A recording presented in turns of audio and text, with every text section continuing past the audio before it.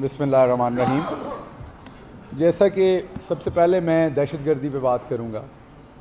जो रिसेंटली आपने देखा जो वाक़या हुआ, जो दिलखराश वाक़या था, जो हमारे बहादुर खैबर पख्तूनख्वा के पुलिस के जवान और अफसरान के साथ हुआ, दिल दहला देने वाला वाक़या है। पहले भी खैबर पख्तूनख्वा ने सबसे ज़्यादा कुर्बानी दी क्योंकि वो फ्रंट लाइन पे हैं।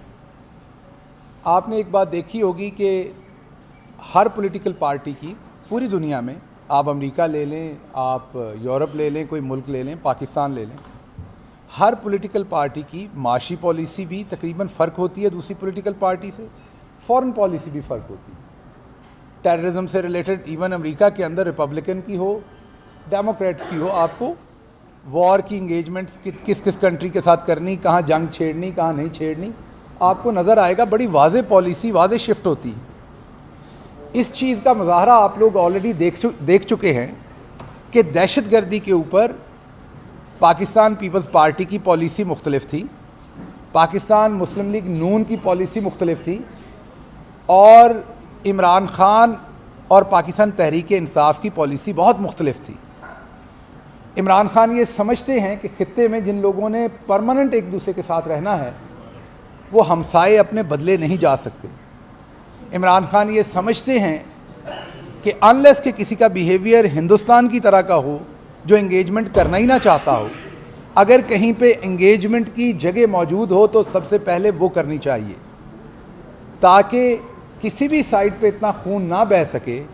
क्योंकि ये जहन में रखिएगा कि खून के लगे हुए दाग पानी तो धो सकता है, खून नहीं धो सकता।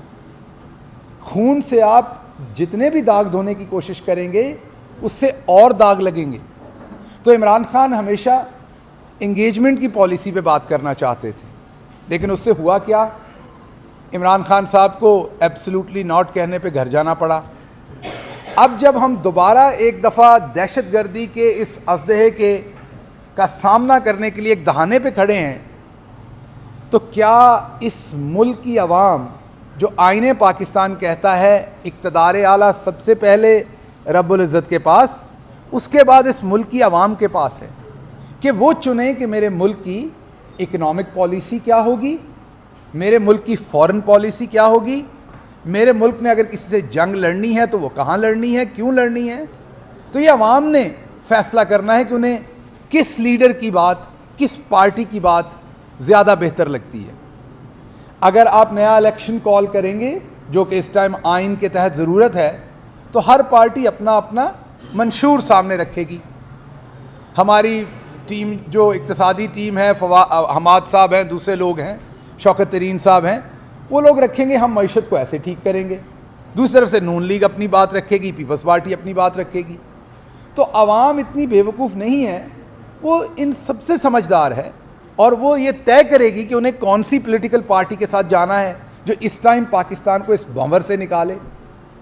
उसके बाद इसी तरीके से टेररिज्म की पॉलिसी इमरान ख़ान की देख चुके हैं, इनकी भी देख चुके हैं। तो आवाम को मौका दें, वो किसकी पॉलिसी को अपनाना चाहते हैं, वो किसकी पॉलिसी को इम्प्लीमेंट करना चाहते हैं।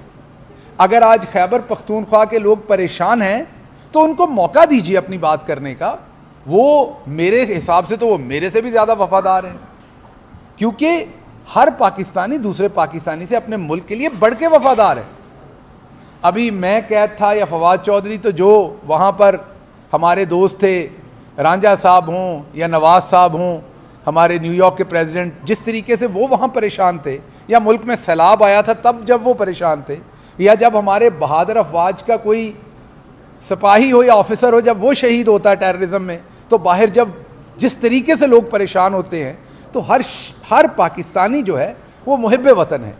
तो लोगों को एक तो मौका दीजिए कि वो चूज़ कर सकें कि उन्होंने किस स्ट्रेटजी पे पाकिस्तान ने आगे बढ़ना है, टेररिज्म पे कौन सी पॉलिसी आगे बढ़नी है।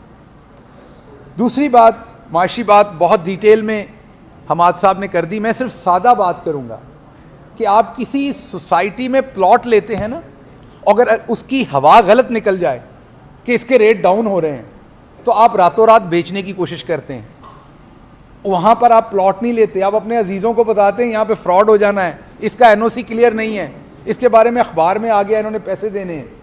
और वो प्लॉट जो एक दिन पहले 50 लाख का होता है वो नीचे जाना शुरू हो जाता है।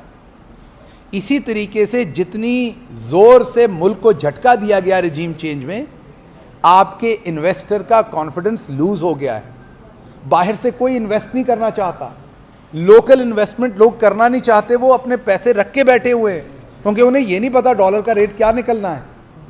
उन्होंने या तो डॉलर्स में चेंज करवा लिए हैं या वो वैसे इंतज़ार कर रहे हैं कि आने वाले दिनों में कुछ स्टेबिलिटी देखें हम। तीसरी बात मैं ये करूँगा कि जब इमरान खान आए थे तो ये ऐसा बिल्कुल हरगिज़ नहीं कि हमने दूध की नहरें बहा दी थी, ना बहा सकते थे 5 साल में, लेकिन आपने देखा कुछ सेक्टर्स में हमने ड्रास्टिक तब्दीलियाँ की और ड्रास्टिक इम्प्रूवमेंट्स की। फॉर एग्ज़ाम्पल, ओवरसीज़ पाकिस्तानियों ने जिस तरीके से पैसा भेजा वो आपके सामने है। आज ओवरसीज़ पाकिस्तानियों ने क्या पैसा भेजना है उसको तो छोड़ दें, ज़रा पासपोर्ट ऑफिस जाके देखें कि कितने लोग पासपोर्ट बना के इस मुल्क से भागना चाहते हैं, जाना चाहते हैं। 7.5 लाख जा चुके हैं और अभी रश देख लीजिए। आखिरी बात मैं करूँगा कि मरियम साहबा वापस आई हैं। मरियम बाजी जो हैं वो वहाँ से बता के आई थी कि वो पाकिस्तान तहरीक-ए-इंसाफ को तोड़ना चाहती हैं। उनके आने की वजह से शाहिद खाकान अब्बासी साहब को इस्तीफ़ा देना पड़ा।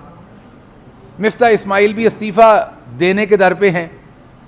हैदर साहब कल पाकिस्तान तहरीक-ए-इंसाफ को अपने तमाम साथियों के साथ ज्वाइन कर चुके हैं। तो मेरे ख्याल में जो रही सही कसर, जैसे पहले जरदारी साहब ने मुकम्मल पीपल्स पार्टी की मंजी पीढ़ी ठोक दी थी, जो रही सही कसर नून लीग की है वो मरियम बाजी अब पूरी करनी आ गई हैं। तो उनके लिए मेरा मशवरा ये है कि बाजी, आप अगर कोई मुस्तकबिल में कोई सर्जरी प्लान है तो वो अभी करवा लें। थोड़ी देर अल्लाह आपको सेहत दे, आप अभी बाहर ही रह लें थोड़ी देर, क्योंकि मुस्लिम लीग नून पहले ही अताब की शिकार है। आप तहरीक-ए-इंसाफ को तोड़ने आई थी, वो तो टूटी नहीं, लेकिन आपकी अपनी पार्टी आपके आने से टूट रही है। और एक वो गैर आइनी बात कह रही हैं हर अपनी तकरीर में कि अब मुस्लिम लीग नून तैयार होगी जब भी इलेक्शन होंगे। आप जब उनकी तकरीर सुने, उसमें लफ्ज़ जब भी बहुत इंपॉर्टेंट है। और वो कभी ये नहीं कहती कि इलेक्शन हो रहे हैं और हम पंजाब में तैयार हैं, वो कहती जब भी होंगे तो ये 90 दिन में होने हैं।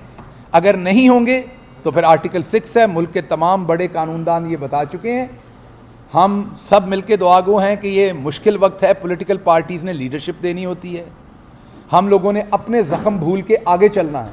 वो मैं हूँ, फवाद हैं, कोई भी है, हमें अपने ज़ख्म भूलने पड़ने, हम तैयार हैं। हमने अपने ज़ख्म भूल के इस मुल्क को आगे लेके चलना है। तो आइए एक दूसरे के हाथ में हाथ डालें, जो मुस्बत बात है उसकी तरफ चलें, इलेक्शन करवाएं, आवाम को मौका दें, वो आपको लाएं या हमें लाएं, जिसको भी लाएं, ताकि वो नई पॉलिसीज़ के साथ मुल्क एक नए राह के ऊपर गामजन हो सके। शुक्रिया।